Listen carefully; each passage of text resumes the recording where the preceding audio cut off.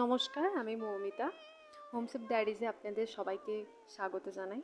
আজকে আমি বানাবো মোমোর চাটনি। যেটা বানানোর জন্য আমি টমেটো হাফ হাফ করে কেটে নিয়ে ওটা কড়াই উল্টিয়ে দিয়ে বেশ কিছুটা রসুন, শুকনো লঙ্কা দিয়ে সামান্য জল নিয়ে ওটা সেদ্ধ করে নিয়েছি। তারপর ওর খোলটা ছাড়িয়ে নিয়ে আমি এটা ব্লেন্ডারে দিয়ে দেবো।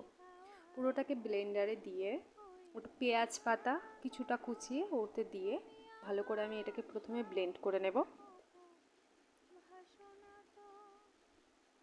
ব্লেন্ড করে কড়াই সামান্য সাদা তেল আর ওই পেস্টটা দিয়ে দিলাম, সামান্য টমেটো সস, সামান্য ভিনিগার আর ওই চামচে সয়া সস। তারপর ওটাকে কিছুক্ষণ ফুটিয়ে নেওয়ার পর এই টেক্সচারে আসে। আপনারা বানিয়ে দেখবেন,